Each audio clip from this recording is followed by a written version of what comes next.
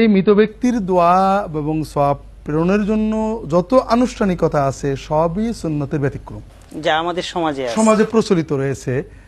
আর এর কারণ হলো সুন্নতটা না জানা, সুন্নতের প্র্যাকটিসটা না থাকা। আমরা এগুলো কোনোটাই দরকার নেই। আমাদের জন্য দরকার রাসূলুল্লাহ সাল্লাল্লাহু আলাইহি ওয়াসাল্লাম তার জীবদ্দশায় তার অনেক আত্মীয় ইন্তেকাল করেছেন, সাহাবায়ে কেরামের আত্মীয় ইন্তেকাল করেছেন, সাহাবায়ে কেরামরা নিজে মৃত্যুবরণ করেছেন, রাসূলুল্লাহ সাল্লাল্লাহু আলাইহি ওয়াসাল্লাম স্বয়ং ইন্তেকাল করেছেন। তার প্রিয়তম সাহাবীরা ছিলেন, তার জামাতা ছিলেন, মেয়ে ছিলেন, নাতিরা ছিলেন, স্ত্রী উম্মাহাতুল মুমিনিন ছিলেন। তারা কখনোই রাসূলুল্লাহ সাল্লাল্লাহু আলাইহি ওয়াসাল্লামের ইন্তেকালের পরে, তাদের আপনজনদের ইন্তেকালের পরে কখনো কবরের চারিপাশে, আমাদের দেশে আছে কবরের চারিপাশে তাবু করে বসা, সেখানে নিয়মিত কোরআন পড়া, মানে কবর পাহারা দিচ্ছে। আশ্চর্য। এরপরে 3 দিনের দিন, 7 দিনের দিন, 40 দিন বাড়িতে বা অন্য কোথাও, দুনিয়ার কোথাও তারা কোনো অনুষ্ঠান করেননি। এটা তারা করেছেন, এটা কেউই দাবি করার মতো কিছুই নেই। কেউ যদি মিথ্যা বলেন, কোরআনে বা হাদিস শরীফে কোনো হাদিসে আসছে যে অমুক জায়গায় রাসূলুল্লাহ সাল্লাল্লাহু আলাইহি ওয়াসাল্লাম মাইয়েতের মৃত্যুর পরে 3 দিনে, 7 দিনে, 40-এ অনুষ্ঠান করেছেন, এটা কেউই বলতে পারবেন না।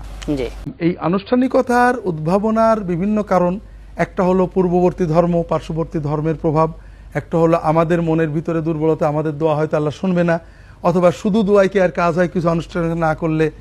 তো এগুলো সবই ভুল ধারণা, যেটা আমরা কতদিন আলোচনা করেছি। মাইয়েতের জন্য প্রথম দায়িত্ব যে আমরা দোয়া করব, এই দোয়াটা হবে প্রত্যেকে একদিকে সকল মুমিন মুমিনাতের জন্য দোয়া করবেন, যেটা আল্লাহ কোরআনে শিখিয়েছেন, ওয়াল্লাযীনা জাউ মিন বাদিহিম ইয়াকুলুনা রাব্বানা ইগফির লানা ওয়া লিইখওয়ানিনা আল্লাযীনা সাবাকুনা বিল ঈমান ওয়া লা তাজআল ফি কুলুবিনা গিল্লাল লিল্লাযীনা আমানু। আল্লাহ আমাদেরকে মাফ করেন, আমাদের আগে যারা মৃত্যুবরণ করে তাদেরকেও মাফ করেন।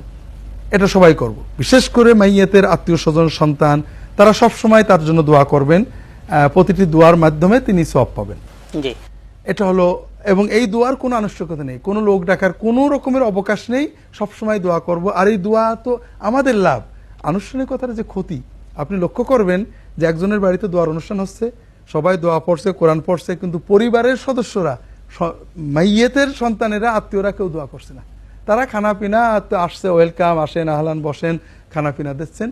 অর্থাৎ বিষয়টা এমন হয়েছে, যার আত্মীয় মারা গেছে তার চোখেও পানি নেই, দোয়াও নেই, আমরা সবাই দোয়া করছি। এটাতে একদিকে তো মাইয়েত কিছু পাচ্ছেন না, আমরা ইসলাম বিরোধী বা সুন্নাহ বিরোধী কাজে লিপ্ত হচ্ছি।